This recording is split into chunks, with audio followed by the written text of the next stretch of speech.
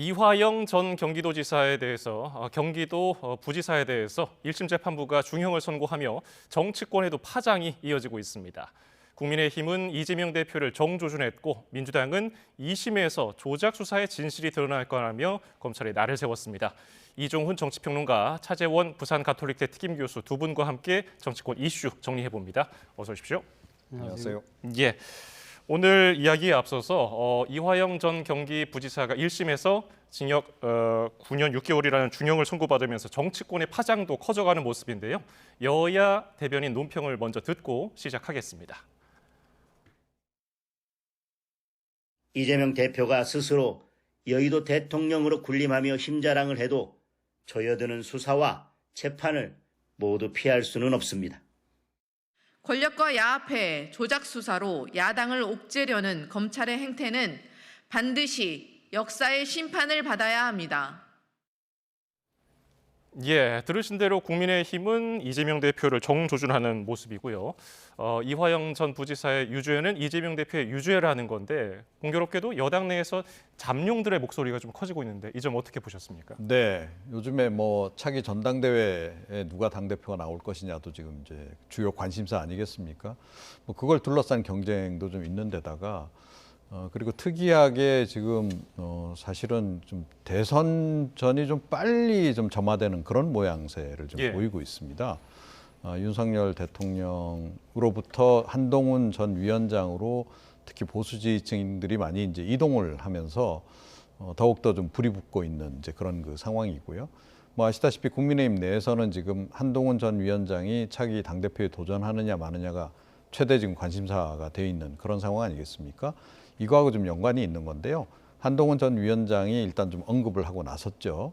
그러니까 형사 피고인을 이제 그 대통령으로 만들려고 하는 민주당에 대해서 좀 비판을 하는 이제 그런 그 모습을 보였고 또 이렇게 되니까 또 오세훈 서울시장도 또 가만히 있질 않았어요. 이제 마찬가지 그리고 이제 김기현 전 대표라든가 권성동 이제 의원까지 이제 가세를 해서 지금 이 사안에 대해서 지금 이제 언급을 하고 있는 이제 그런 상황입니다. 그러니까 지금 이 여권 내의 그 유력 대권 주자 내지는 당권 주자군들 사이에서 어떻게 보면 좀 상당한 이재명 대표에 대한 그 날선 그 발언들이 좀 쏟아져 나오는 그런 상황인 거죠. 예, 어제 재판부 그 대북 송국 관련해서 가장 관심이 갔었는데, 근데 내용을 살펴보면은 이재명 대표의 보고를 했는지 여부에 대해서는 판단을 하지 않았단 말이죠. 이 점은 어떻게 분석하셨습니까? 일단 뭐 재판부가 이재명 대표에 대한 그러니까 이화영 전 부지사가 보고를 했느냐 안 했느냐 그 판단과 관련해서는 이 사건과 무관하다고 하면서 판단을 유보했습니다. 그런데 사실 뭐 그럴 수밖에 없는 것이 공소장에 명시되어 있는 이화영 전 부지사의 혐의가 만을 다툴 수밖에 없는 것이기 때문에 사실 이재명 대표에게 보고 여부 자체는 또 다른 차원의 그 뭐랄까요 이재명 대표의 일종의 뭐랄까 그 검찰 입장에서 이재명 대표와 이화영 전 부지사가 공범의 관계라고 보고 있기 때문에 그런 측의 별도의 수사라고 보는 것이죠. 그렇기 때문에 말을 판단을 하지 않았습니다만 그러나 유의할 대목은 재판부가 이런 이야기를 했어요. 김승태 쌍방울 회장이 대북 송금이라는 아주 그러니까 이 지금 이 과감한 결정을 한 동기가 경기도지사에게 보고했다라는 이화영 전 부지사의 말을 꼽았거든요. 그렇기 때문에 사실 검찰의 입장에서는 그러니까 지금 앞서 제가 언급한 대로 이화영 전 부지사와 당시 경기도지사였던 이재명 대표가 공범관계로 보고 있기 때문에 아마 이 지금 재판부의 이러한 그러니까 지금 판시를 근거로 해서 아마 추가 수사 내지는 더 나아가서는 아마 기소까지도 강행할 가능성이 높다는 생각이 듭니다. 예, 방금 말씀하신 것처럼 검찰 수사는 또 탄력을 받을 거라는 분석도 있거든요. 이 대표 영장은 앞서 기각된 바가 있는데 이번에 좀 다를 거라고 보시는지요? 조금 달라질 수 있겠죠. 사법부에서 1차 지금 판단이 나온 거나 다름없기 때문에 이걸 근거로 해서 또 이제 검찰이 추가로 이제 조사를 진행할 가능성이 없잖아 있다. 이렇게 좀 생각을 하고요. 그러니까 핵심은 그거 아니겠습니까? 그러니까 경기지사가 북한 방문하는 것과 관련해서 그 비용을 이제 북한으로 이제 쌍방울이 대신 이제 보낸 건데 이런 정도의 중대 사안을 과연 이 평화부지사가 단독으로 경기지사에게 보고도 하지 않은 상태에서 결정을 했겠는가? 그리고 또 뭐 그런 거에 대한 확신도 없이 그럼 쌍방울은 도대체 무엇을 믿고 이 거금을 그렇게 송금을 했겠는가 이제 하는 거죠. 그래서 이제 상당한 이제 이재명 대표 그 당시에 이제 그 경기지사 시절에 경기지사와 이 이화영 부지사 간에는 뭔가 이렇게 소통이 상당히 있었던 것으로 이렇게 지금 이제 볼 수밖에 없다 이런 의혹이 지금 많이 제기가 된 상태인데 그 상태에서 일단 이번에 대북 송금건과 관련해서 유죄 혐의를 좀 인정을 했다는 거죠. 예. 자, 그렇게 보면 이제 이번에 사법부가 상당히 이재명 대표에 관한 언급은 많이 자제를 했더라고요. 이제 사실은 이제 본안하고 약간 좀 벗어나 있기 때문에 그 부분에 대해서 언급하는 것에 대해서 좀 부담을 느꼈겠죠. 그럼에도 불구하고 검찰 입장에서는 이렇게 자금 흐름이 확인이 됐고 사법부 쪽에서 이걸 어느 정도 인정해 줬다라고 한다면 이제 추가로 그러면 이화영 부지사가 이제 쌍방울에 그런 부탁을 하고 쌍방울이 또 그런 거금을 이제 대북 송금하는 그런 과정과 관련해서 이재명 대표의 연관 부분을 규명하기 위한 그런 노력들을 이제 안 할 수는 없는 거죠. 그래서 추가 지금 검찰 조사가 이루어질 것으로 그렇게 지금 예상이 되고 있고 그 가능성이 상당히 높다 이렇게 생각을 합니다. 예, 민주당은 좀 당혹스러운 모습도 보였습니다. 재판부가 검찰 주장 상당수를 받아들였다는 건데 이 사건을 수사한 검찰에 대해서 특검법을 발의한 상황 아니겠습니까? 네. 앞으로 재판에서는 어떤 영향을 주겠습니까? 글쎄요, 그러니까 민주당 입장에서는 이번 1심 재판의 결과에 대해서 상당히 좀 반발하는 모양새입니다. 지금 이번 사실 1심 재판에서 그러니까 논쟁이 됐던 부분이 국정원 보고 문건이었거든요. 예. 국정원이 당시 그러니까 이하영 당시 그러니까 평화부지사가 관련된 이 대북 송금과 관련해서 사실은 나름대로 그러니까 조사를 하고 자체적으로 보고를 했는데 국정원 판단으로는 당시 그러니까 지금 이재명 당시 경기도지사의 방북 대납 비용이라기보다는 사실은 쌍방울이 주가를 띄우기 위한 하나의 그런 차원에서의 대북 사업비 집행으로 봤다는 것이죠. 예. 그리고 또 하나는 사실은 지금 화면에 놓고 있습니다만 이 대북 송금 특검법을 또 지금 민주당이 내는 이유 중에 하나가 사실은 이하영 전 부지사가 이재명 경기지사에게 보고를 했다고 진술을 했다가 그걸 뒤집었지 않습니까? 근데 애초 보고를 했다고 진술한 그 자체가 검사의 술자리 해유 때문에 했다는 거였기 때문에 그런 부분을 봤을 때라도 사실은 1심에서 그러니까 대북 송금에 대해서는 상당 무죄 취지의 판결이 나올 거라고 예상을 했지만 그것이 안 나왔다는 것이죠. 그렇기 때문에 민주당 입장에서는 상당히 좀 이렇게 불만이 커질 수밖에 없는 상황이고 그렇기 때문에 대북 송금 특검법에 대한 강한 추진력을 가질 거라는 생각은 듭니다만 그러나 이 객관적인 시각에서 봤을 때는 과연 국민 여론이 이게 대해서 얼마나 어떻게 생각할 것이냐의 부분을 생각해 볼 필요가 있다는 것이죠. 사실은 어떻게 보면 어떻게 보면 지금 대북 송금 특검법이라는 그 자체가 사실 어떻게 지금 거야 민주당의 오만과 독선으로 비칠 가능성이 크다는 것이고요. 특히 지금 민주당이 추진하고 있는 특검법이 최상병 특검법과 김건희 여사 종합 특검법이 있기 때문에 이런 부분들에 대한 정치적 동력도 스스로 깎아내릴 수 있다는 그러한 이 지적도 나올 수 있는 상황이기 때문에 과연 대북 송금 특검법이라는 것을 과연 밀어붙일 수 있을까라는 의문이 생기는 상황입니다. 예. 이재명 대표가 만약에 대북 송금 사건으로 추가 기소가 된다면은 지금 대장동 건으로 부동산 개발 비리 의혹, 공직선거법 위반, 위증교사 재판 4개를 소화해야 하거든요. 네. 앞으로 대선 가도에는 빨간불이 켜질까요? 근데 사실은 그럼에도 불구하고 지금 어느 정도는 이 재판도 이제 사실은 이제 마무리 국면으로 좀 들어가는 이제 그런 상황이라고 이제 봐야 되는 거죠. 그리고 이 재판 과정에서도 그랬고 추가적으로 검찰이 어떤 스모킹건을 내놨다거나 그런 건 없습니다. 이제 그런 상황이기 때문에 사실은 이재명 대표는 사법 리스크로부터 좀 서서히 벗어나는 그런 국면이다. 전반적으로는 그렇다라는 거죠.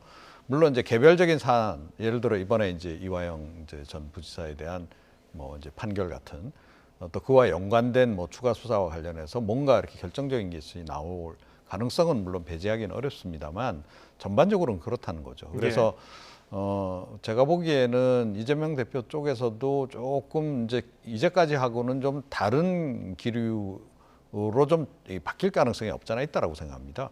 사실은 상당히 지난 한 1년여 동안은 어떻게 보면 민주당이 좀 방탄에 굉장히 집중했던 그런 측면이 없잖아 있죠. 그리고 이제 그러다 보니까 국회 전체도 거대 야당이 좀 방탄 국면으로 좀 끌고 가는 그런 측면이 있었고, 그것에 따른 또 국민적 비난도 적지 않아 있었다는 거죠. 그래서 이제 제가 보건대는 뭐 그런 이제 전반적인 기조의 변화, 그래서 이제 사법 리스크가 좀 덜어졌다라고 좀 보고, 너무 방탄 국면으로 가는 것은 좀 자제하지 않을까 이런 생각이 좀 들고요. 물론 이제 뭐 검찰 관련해서 이제 대북송금 특검법 이런 것도 이야기는 하고 있는데, 제가 보건대는 여기에 너무 그렇게 과도하게 몰입할 이유도 없고, 제가 보건대는 그렇게까지 여기에 또 집중할 것 같지는 않다 이런 생각입니다. 예. 그렇지만은 방탄이라는 말은 끊이질 않고 있습니다. 네. 여야 원구성 협상을 두고서도 도무지 협상이 제대로 이루어지질 않고 있는데 네. 법사위원장 자리가 가장 쟁점이죠. 예. 여당은 이 전 부지사 판결을 가지고서 이재명 대표 방탄이다. 그리고 반대로 야당은 대통령 내외 방탄이다. 법사위원장을 고집하고 있는데 그럴 만한 이유가 있죠. 일단 뭐 법사위라는 것 자체가요. 사실 어떻게 보면 대한민국은 지금 다 단원제잖아요. 그럼 예. 사실상 지금 그 기능상으로 보면 법제사법위원회가 사실은 상원 기능을 하고 있어요. 모든 상임위에서 통과된 법안에 대해서 사실은 한 번 더 그러니까 이 체계와 자구 심사라는 핑계로 모든 법안들을 한 번 더 자신들이 들여다볼 수밖에 없는 그러한 구조가 돼 있다는 것이죠. 그렇기 때문에 법사위원 몇몇이 반대를 할 경우에는 상임위에서 여야가 합의가 된 법안이라도 통과되기가 쉽지 않다. 그리고 특히 법사위원장 같은 경우는 그러니까 법사위에 모든 의안을 그러니까 지금 상정을 할 수 있는 권한을 지니고 있기 때문에 법사위원장이 진짜 마음을 단단히 먹고 틀 경우에는 사실은 그러니까 지금 각 상임위에서 통과된 법안들이 그러니까 올라가지 못하는 그러한 상황이 될 수밖에 없는 것이죠. 물론 국회 선진화법에 의해서 지금 국회의 60%의 찬성을 얻는다고 한다면 패스트트랙에 태울 수는 있습니다만, 그렇다 하더라도 상당한 시간이 걸릴 수밖에 없는 상황이라는 것이죠. 이거는 어떻게 보면 그렇기 때문에 지금 어느 당이 법사위원장을 갖고 가느냐에 따라서 소수당이 만약에 법사위원장을 갖고 가게 되면 사실 거대 정당의 일종의 뭐랄까요, 지금 그러니까 이 독주에 대한 그러니까 강한 견제권을 가질 수 있는 것이고, 반대로 지금 다수 정당이 법사위원장을 갖고 가게 될 경우에는 입법의 속도를 상당히 빠르게 할 수 있다. 그런 측면에서 본다고 한다면 지금 민주당의 입장에서는 개혁 입법에 대한 드라이브를 걸어야 되는 차원이 있기 때문에 법사위원장을 강하게 원할 수밖에 없는 것이고, 여당의 입장에서는 일종의 뭐랄까요, 그러니까 지금 거야의 입법 독주를 막기 위해서라도 법사위원장이 필요한 그러한 어떻게 보면 동상이몽의 그러한 상황에 놓여 있는 것 같습니다. 예, 이런 가운데 민주당은 어제 단독으로 11개 상임위원장 후보 명단을 제출했는데 눈에 띄는 건 역시 법사위원장 후보로 정청래 의원을 추천했다는 겁니다. 친명의 강성 의원인데 어떻게 보셨습니까? 네, 이건 굉장히 강공을 예고를 하는 거죠. 예. 조금 전에 이제 국민의힘 쪽에서는 방탄용이다 이렇게 이제 얘기를 한다고 했는데요. 근데 사실은 지금 이제 민주당 입장에서는 조금 전에 말씀드렸듯이 사법 리스크 국면이 좀 끝나가고 있다라고 보고, 오히려 이번에 법사위원장 자리를 차지하려는 것은 윤석열 대통령 부부에 대한 공세를 더 강화하기 위한 목적이 더 강하다라고 저는 생각을 합니다. 그래서 이제 강성 인물을 이제 배치를 해서 특검법은 이제 어차피 통과시켜서 대통령에게 보내봐야 거부권 행사할 게 뻔하지 않습니까? 이런 상태에서 이제 검찰을 비롯해서 이런 수사 압박을 이제 가하기 위해서 이제 법제사법위원장 자리를 좀 원하는 게 아닌가, 그렇게 좀 생각이 듭니다. 예. 이 외에도 또 중요한 소관기관을 두고 있는 운영위원장 박찬대 원내대표를 추천했고요. 과방위원장에는 최민희 의원을 추천했습니다. 여기서는 또 방송상법 같은 치열한 공방이 예상되는데 어떻게 보셨습니까? 그렇죠. 민주당 입장에서는 지금 현재 그러니까 지금 여야의 상임위 배분 자체가 끝나지 않은 상황에서 그리고 또 특히 쟁점 상임위라고 저는 법제사법위원회와 가방위와 운영위에 운영위는 그러니까 원내대표가 차지할 수밖에 없기 때문에 박찬대 원내대표가 가는 거는 어느 정도 예상이 되는 상황이기도 합니다만, 사실 어떻게 보면 지금 법제사법위원회 정청래 그러니까 지금 의원 같은 경우는 사선 의원이거든요. 예. 보통 이 지금 상임위원장은 그러니까 상임위원장직을 하지 않은 삼선들이 하는 곳이거든요. 그렇다고 예. 한다면 법제사법위원회 사선 그리고 또 21대 국회에서 정청래 의원 같은 경우는 가방위원장을 했어요. 그럼에도 불구하고 지금 정청래 의원을 법제사법위원장으로 보임한다는 것은 그만큼 이 법제사법위원을 꼭 차지하겠다는 강력한 의지와 함께 차지할 경우에는 소위 말하는 이 정청래 의원의 정치력, 돌파력을 통해서 개혁입법을 완성하겠다는 것이고요. 그리고 반면에 지금 그 과방위원장 같은 경우는 지금 최민희 의원은 재선이에요. 예. 그런데 재선에 앞서도 제가 말씀드렸습니다만 삼선이 아닌 재선 의원을 지금 이거 보임을 하겠다는 이야기는 사실은 뭐 지금 최민희 의원 같은 경우는 민주개혁 언론 뭐 이런 그러니까 시민운동을 오래 했던 분이고 소위 이 언론 전문가거든요. 그렇기 때문에 이 지금 그 방송법과 관련해서는 지금 상당히 여야가 좀 첨예하게 맞서고 있는 만큼 이런 부분들에 있어서 어떤 식으로든 민주당의 의지대로 방송법을 관철시키겠다는 그런 의지를 보여주고 있는 것이 아닐까 하는 생각이 듭니다. 예. 그런데 이렇게 여당이 마냥 제출을 하지 않고 보이콧하기에는 좀 부담이 있어 보여요. 4년 전처럼 상임위 18개를 모두 내준다면 국정 운영에도 부담이 될 텐데요. 네. 그렇죠. 그러니까 선택을 지금 하라는 거 아니겠습니까? 예. 그래서 민주당이 일단 이제 상임위원장 이제 18곳 모두를 지금 이번에 지명한 건 아니에요. 예. 본인들이 지금 우리가 갖겠다라고 한 11곳만 일단 이제 보임 이제 그 명단을 이제 제출을 이제 한 거고요. 그러니까 나머지는 아직 여지가 있으니까 빨리 들어와라. 지금 그 얘기를 지금 하고 있는 거고 여기에 대해서 이제 국민의힘은 이거 운영위원회 차지하는 것까지 이런 거 이제 우리 받아들일 수 없다. 원위치 시켜라 지금 이제 그러고 있는 이제 그런 상황입니다. 그럼에도 불구하고 역시 협상에서의 주도권은 민주당이 가지고 있다 이렇게 봐야 되겠죠. 그러니까 여차하면 뭐 다 이제 위원장 이제 임명할 수도 있는 그런 이제 법적 근거도 좀 가지고 있기 때문에 예. 사실은 이제 협상 자체는 국민의힘이 좀 의뢰 위치에 있는 그런 그 상황이다.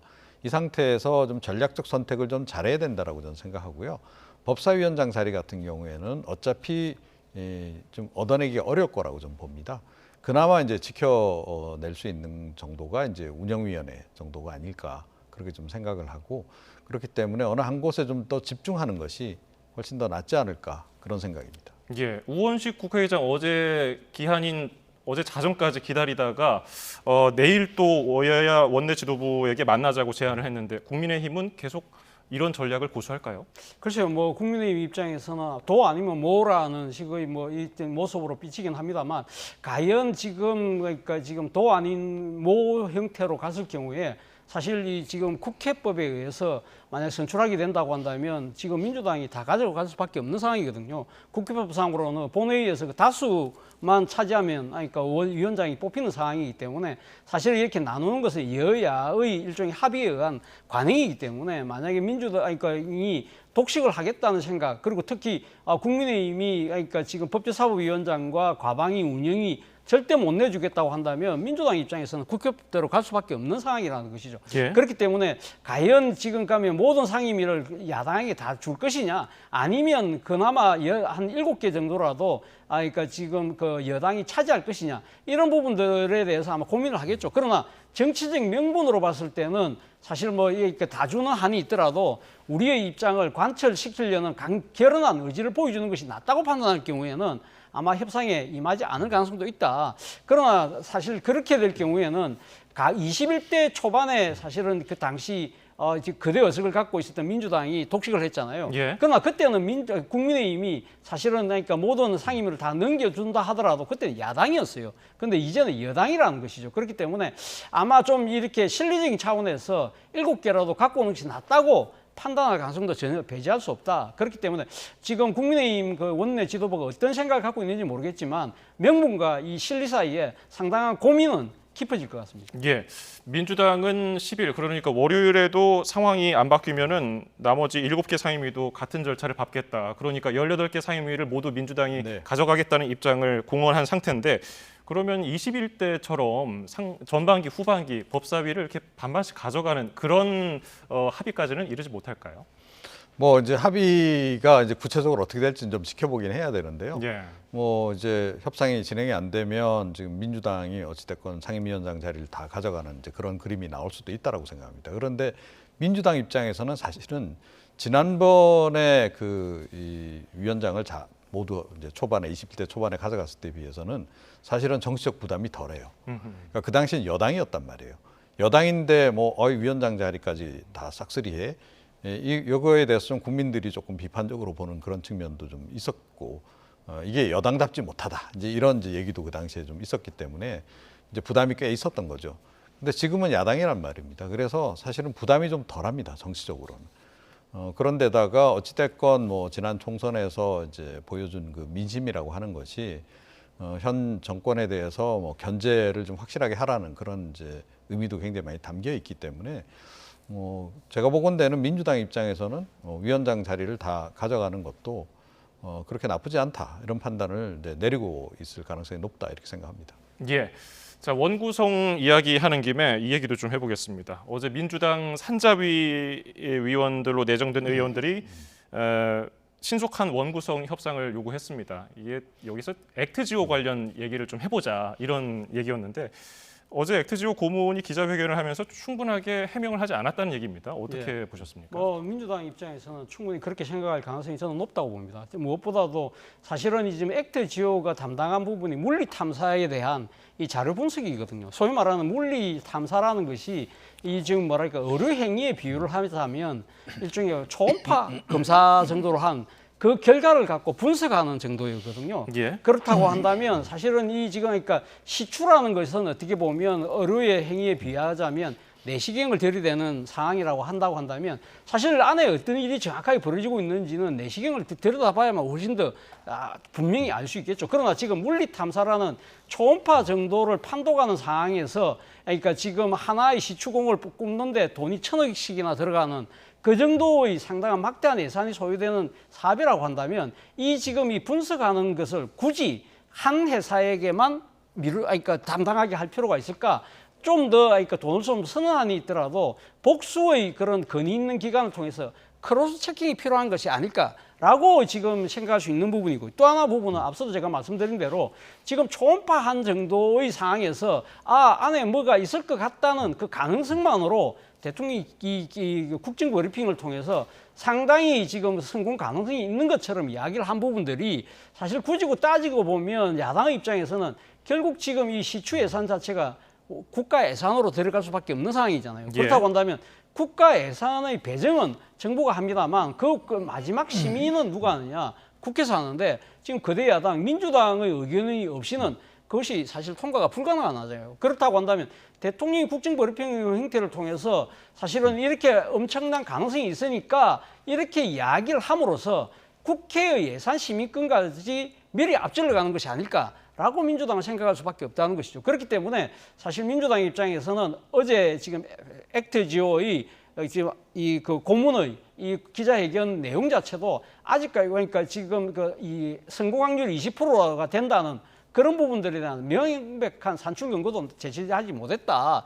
그런 여러 가지를 들어서 지금 이제 이 부분에 대한 객관적이고 좀 더 합리적인 과학적 검증을 주장하고 있는 것 같습니다. 예, 이런 상황에서 정치권의 역할은 어떻게 돼야 됩니까? 그러니까 국정조사를 제대로 해야 된다라고 생각합니다. 예. 그러니까 이건 뭐 비전문가가 보더라도 절차적으로 너무 빈틈이 많다는 거죠.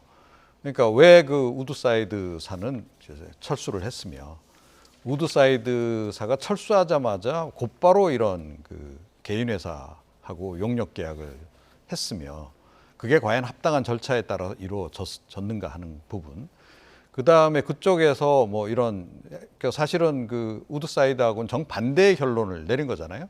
조금 전에 이제 초음파 말씀하셨는데 사진이 있는데 초음파 찍은 사진이 있는데 그걸 놓고 지금 이제 진단이 서로 다른 거 아니에요? 예, 확연히 다르다라는 거죠. 그런데 한쪽은 상당히 이쪽에 그 경력이 많고 또 업적이 많은 그런 이제 그 대형 기업인 거고 이쪽은 개인이라는 거예요. 이게 어느 쪽을 더 신뢰하는 게 합리적이냐 하는 문제도 있는 것이고 또 액트지오사가 그런 결론을 내렸다 하더라도 그걸 또 그 사실은 정부 내지는 공공기관이 정상적으로 이렇게 업무 추진하는 그런 과정들을 보게 되면 이거 몇 차례 이렇게 어떻게 보면 돌다리도 두드려가는 식으로 검증을 해가면서 진행을 하는데 이번 같은 경우는 뭐 초스피드로 그냥 시추선 예약까지 다 진행이 돼 버렸다는 거예요. 그 곧바로 12월 달에 뭐 시추에 들어간다 그러고. 그러니까 이런 그 절차가 통상적이질 않다는 겁니다. 그래서 이 과정 자체에 대해서도 사실은 국회 차원에서 다 이렇게 검증을 좀 하고 그 사이에 뭔가 있는지 없는지 특히 관련해서 특혜가 있는지 없는지 부분은 명확하게 밝혀야 되는 거죠. 이게 예를 들어서 뭐 이제 액트 GO사가 그런 이제 발표를 했고 그런 결론을 내렸고 그게 이제 뭐 전 세계적으로 소문이 나면서 해외 뭐 메이저사들이 달라붙고 국내 정유업계들이 뭐 서로 우리가 그 사업 가져가겠다고 뭐 난리고 이런 경우 같으면 뭐 사실은 이런 검증이 필요 없어요. 오히려. 예. 자, 그런데 지금 그런 일은 전혀 일어나지 않고 석유공사만 혼자 지금 굉장히 앞질러 가고 있는 겁니다. 석유공사하고 대통령실이죠. 자, 이런 경우에는 검증은 안 할 수가 없는 거죠. 예. 그래서 국정조사 당연히 진행을 해야 한다 이렇게 생각합니다. 알겠습니다. 자, 주제를 좀 바꿔볼까요? 한동훈 전 비대위원장 얘기입니다.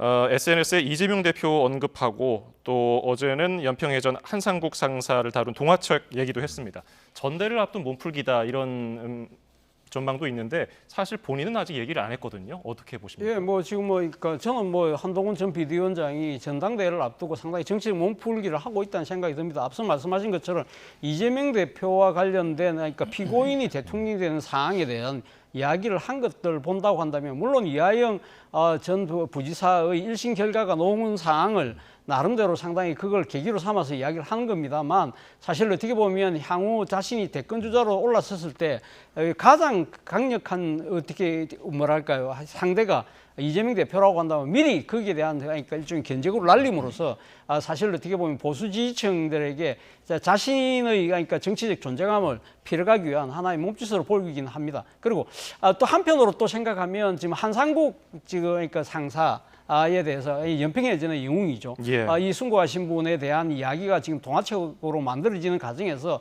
그와 관련된 국민 성금을 좀 이렇게 좀 앞장서서 이렇게 이야기하는 부분들도 아마 뭐 전당대회 몸풀기라는 측면으로 보이긴 합니다만 그럼에도 불구하고 그 부분은 조금 다르게 볼 필요가 있지 않나 하는 생각도 들어요. 왜냐하면 사실은 지금 뭐 이 한상국 이 상사의 그런 동화책이 만드는 부분에 있어서 국민적 관심도가 상당히 떨어지고 있었다. 그렇다고 한다면 자신에 대한 관심과 기대가 상당히 많은 건 사실이잖아요. 그렇다고 한다면 자신이 어떠한 식으로 언급을 하는 것 자체가 이러한 그러니까 프로젝트를 지금 진행하는 데 있어서 선한 영향력을 미칠 수 있겠다는 생각을 아마 했을 것 같고요. 실제 이 한동훈 전 비대위원장이 이 이야기를 언급함으로써 원래 지금 예정했던 모은 그 예금액보다 몇 배가 더 많이 모이는 그러한 상황이 빚어졌다고 그래요. 물론 뭐 지금 한상국 상사에 대한 이야기 자체가 상당히 뭐 지금 호국이나 보훈이나 이러한 그러니까 지금 보수의 가치하고 일맥상통하긴 합니다만 어쨌든 그러니까 이 부분은 약간은 조금 분리해서 볼 필요도 있겠다는 생각도 듭니다.